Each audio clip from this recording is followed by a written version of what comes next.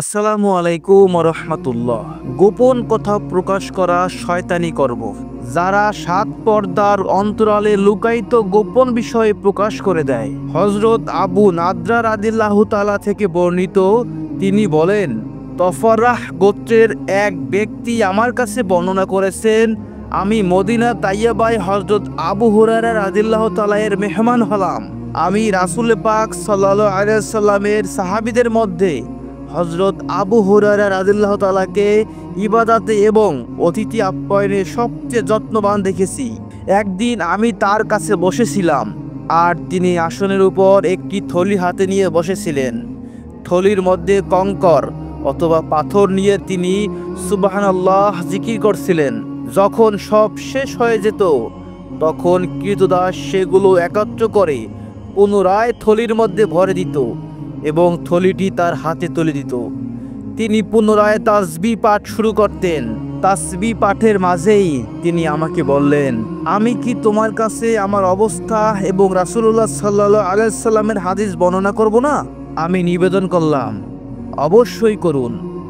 তিনি বর্ণনা করলেন, আমি একবার মসজিদে নববীতে জ্বরে কাতরাচ্ছিলাম। ইতিমধ্যে হুজুর সাল্লাল্লাহু আলাইহি ওয়াসাল্লাম মসজিদে আগমন করলেন এবং তিনি ইরশাদ করলেন, তাওসি তরুণ আবু হুরায়রা রাদিয়াল্লাহু তাআলাকে কেউ দেখেছো? তিনবার তিনি একই প্রশ্ন করলেন। তারপর এক ব্যক্তি নিবেদন করলেন, হ্যাঁ আল্লাহর রাসূল, সে এখানেই মসজিদের এক প্রান্তে জ্বরে এপাশ ওপাশ করছে। তখন রাসূলুল্লাহ সাল্লাল্লাহু আলাইহি ওয়াসাল্লাম আমার কাছে আগমন করলেন এবং স্নেহ মাখা পবিত্র হাত আমার উপর রেখে আমাকে খানা খেতে বললেন। আমি উঠলাম। রাসূলুল্লাহ সাল্লাল্লাহু আলাইহি ওয়াসাল্লাম রওনা দিয়ে এখান থেকে ওই স্থান পর্যন্ত পৌঁছালেন যেখানে তিনি নামাজ আদায় করতেন। নবীজির সাথে পুরুষদের 2 কাতার ছিল এবং নারীদের 1 কাতার ছিল। শয়তান যদি আমাকে নামাজের মধ্যে কিছু ভুলিয়ে দেয়, তাহলে পুরুষ লোক তাসবিহ পাঠ করবে আর নারীরা হাতের তালু বাজাবে। বর্ণনাকারী বলেন, তারপর রাসূলুল্লাহ সাল্লাল্লাহু আলাইহি ওয়াসাল্লাম নামাজ আদায় করলেন, কিন্তু নামাজে তার কোনো ভুল ত্রুটি হলো না। পরে রাসূলুল্লাহ সাল্লাল্লাহু আলাইহি ওয়াসাল্লাম ইরশাদ করেন, সবাই নিজ নিজ স্থানে বসে থাকো। তারপর তিনি আল্লাহ তাআলার প্রশংসা ও গুণগান করলেন। তারপর পুরুষদের দিকে মুখ করে বললেন, তোমাদের মধ্যে এমন কোনো ব্যক্তি আছে যে তার স্ত্রীর কাছে গিয়ে দরজা বন্ধ করে দরজায় পর্দা ঝুলিয়ে দেয় এবং আল্লাহর পর্দার আবরণে আবৃত হয়ে যায়? লোকেরা বললেন, জি হ্যাঁ।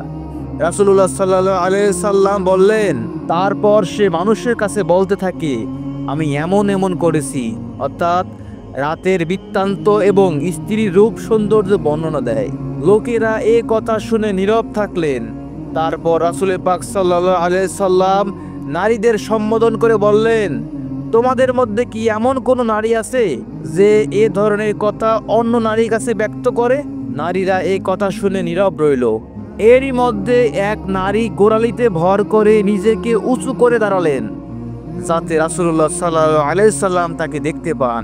তারপর তিনি নিবেদন করলেন, হে আল্লাহর রাসূল, পুরুষরাও এ ধরনের কথা ব্যক্ত করে থাকে এবং নারীরাও এ ধরনের কথা ব্যক্ত করে থাকে। রাসূলুল্লাহ সাল্লাল্লাহু আলাইহি সাল্লাম এই কথা শুনে বললেন, তোমরা কি জানো এহেন ব্যক্তির উপমা কি? এমন ব্যক্তির উপমা হলো, এক শয়তান অপর শয়তানের সাথে কোনো রাস্তায় মিলিত হয়ে নিজের যৌন চাহিদা নিবারণ করলো আর লোকেরা তা প্রত্যক্ষ করলো।